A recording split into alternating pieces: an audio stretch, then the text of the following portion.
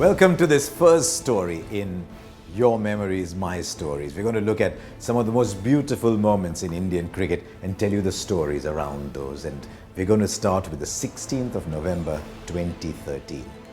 All of India was focused on the Wankhede Stadium and all of India wept as Sachin Tendulkar said goodbye to the game. The frenzy had started to build up earlier as well, and we were doing all kinds of programming to commemorate the event. It wasn't just Tendulkar's last test match, it was also the first time somebody had played 200 test matches. And everybody was there at the Wankhede on the 14th of November. And something very strange happened. If you're Murli Vijay, you'll remember it well. An Indian batsman got out to the most gigantic roar you will ever hear, the most spontaneous eruption of celebration at the fall of an Indian wicket.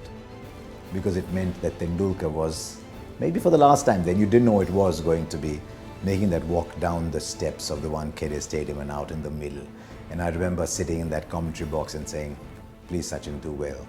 I'd known him since he was 14, I'd followed his highs and his lows and knew him very well. He was going through a period of indifferent form. You knew the time had come. You just knew the time had come. And you just said, Sachin, make it memorable. We didn't wish for 100. We just wanted him to score runs. And then he played two shots that I'll never forget. Tendulkar's trademark shot was always that straight drive down the ground. He played one of Darren Sammy slightly wider and one of Shannon Gabriel straight back down. And I remember saying to myself, because I remember every moment, I remember saying to myself, I've seen it all, thank you very much, Sachin. Then of course that moment came, got Sammy, bowled Devnarayan, and there was the mightiest hush of all at the Wankhede Stadium.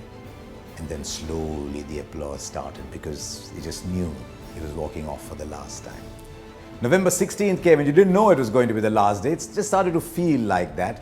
And then the West Indies started getting out, one after the other. There was frenzy in the commentary box. I was packed off to the other side of the Wankhede Stadium to do an interview with the normally reticent Anjali Tendulkar. She was outstanding in that interview. And then we came back. Chandrapal was hanging around for a while like he always did. And then just before the end, it might have been 2 overs before the end, my dearest friend Alan Wilkins was in the commentary box with Ian Bishop. And Ajesh Ramchandran, a young producer, said, would you mind sitting there as Tendulkar finishes? And I said, would I mind? I said, I'd kill for it. Alan moved out, I moved in. The last wicket fell, of course, and then Tendulkar started that lap around the ground. And it was just one of the most beautiful moments to be in a commentary box.